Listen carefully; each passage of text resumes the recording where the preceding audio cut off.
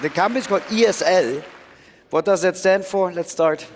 It stands for ESL. So it started as Electronic Sports League, but that sounds very unmarketing, so we changed it over time into my questions. ESL.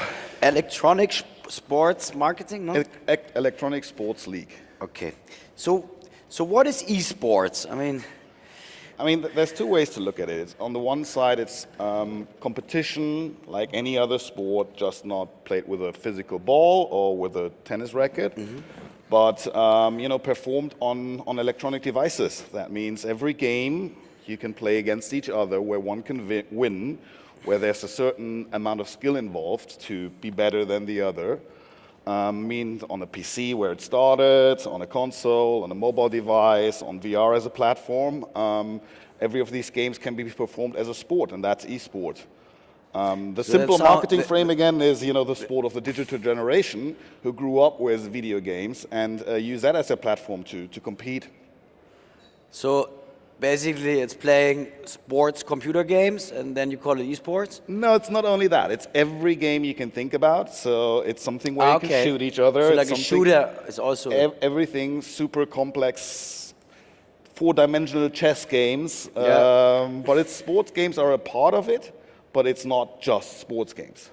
It's basically the people who play computer games excessively? If you want to be good at anything, you have to at any traditional sport, as at any sport, you have to train a lot. But on an amateur level, where I am these days, right? Maybe 20 years ago, I was on the. I played against my nephew boxing on the PlayStation. And he destroyed you? It was crazy. It was crazy. Also soccer and absolutely zero chance. Absolutely, yeah. So I mean, if you want to be a professional, and one of our athletes, sports guys, said that once in an interview, right? The journalist asked, isn't it really bad and terrible and boring to play 8 hours of video games a day to practice for a big tournament? And then he looked at the girl and said, what do you do all day? Well, I write articles. Isn't that freaking boring to write 8 hours of articles a day? So it's it's your job, and if it's your job, you have to invest a certain amount of time. Fascinating. So when does this esports start? Started? Well, started. You could either take it very early with Space Invaders. They were the first Space Invaders competition in 1980, something like that. Or you can take another time, and that was when the internet came up, when you could start to compete over the internet. That's where it started to become popular, because one of the biggest advantages of esport, and why it's one of the reasons why it's so popular, is you can play it at any time, any place in the world. And did it start in Germany, or where did it start? It's still parallel across the world. So I mean, and you are organizing. I mean, I saw on television. Like similar to this, I mean, here a lot of people are networking outside, and I guess it's the nature of your own success, the result of your own success, just efficient. But you bring also like huge amount of people together. Can you tell us about it? Sure. I mean, we had a sold-out Lanxess Arena, 14,000 people in Cologne for one of our largest tournaments this year in June. So it's like any other sport. At a certain point, it either takes off or not. Esport has taken off in the last couple of years. And it draws huge crowds of millennials in that case, right, who prefer this over any other traditional sports. If you look at the viewership numbers, in the US right now, more people watch esports than hockey, than the NHL. So it's more popular. Is that right? Yeah, that's correct. And this is still the early days. And the people watching, what demographic is that? It's mainly 14 to 29, so it's mainly younger people. But one of the reasons is because esports is still so young, right? It's still less than 20 years old. And most viewership habits in traditional sport come from that you compete and play the sport once in your life at a certain time or period in your life, and then you stay as a viewer and a fan. And that's exactly what happens to esport. I'm kind of patient zero, right? I'm 42 now. So everyone, it's a great age. So everyone who's younger than our age has a certain percentage of probability that he has been grown up with that, and that probability now for 14-year-old is 100%. So what business model is it? So when you bring 14,000 people together, I guess there are It's a bit like here. They pay for an entry, you have some sponsors, or... They drink and eat. Yes. It's a very traditional sports model. It is not far off. As you said, sponsorship, ticketing, media rights, merchandising. Player management?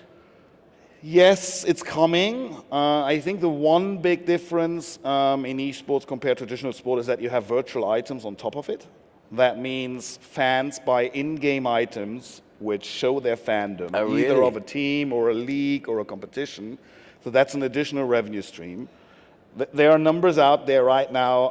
The ARPU of an esports fan is $3.5 a year. The ARPU of a basketball fan is $18, and of a soccer fan is around $60.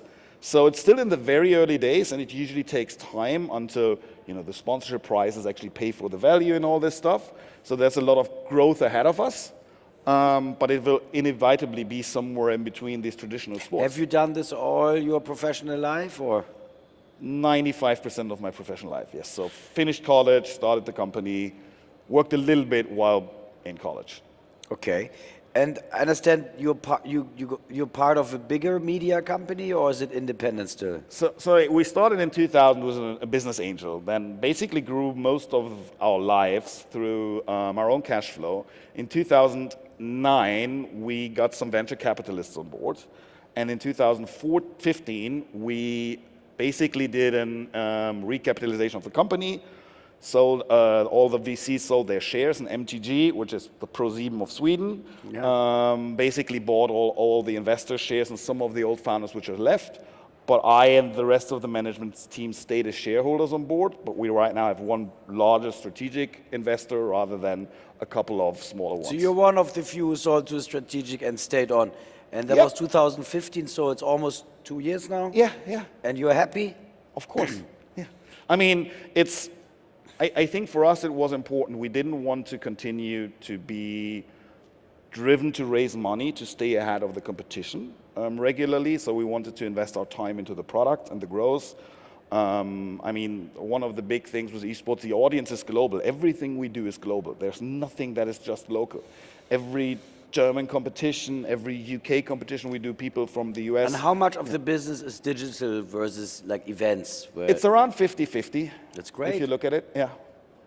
And companies like FanDuel, who has been very big on the betting side, I guess betting on also fantasy leagues and fantasy teams. Is betting for esports also a monetization option which will come? Absolutely. We actually have a larger cooperation with a company called Sportsradar, who... Swiss company. Yep. We work with them to offer, not on a B2C, but on a B2B level, right, a way for traditional betting companies to be part of that sport. We just started it early this year. It's picking up well, and as in any other sport, betting will be a big part of the value chain. Eventually will be big. Well, excellent. Thank you so much. I really enjoy meeting you, and let's stay in touch. Let's see how big esports is going to be. Very interesting and relevant also for our Berlin conference, where we invite the champions of the traditional media world.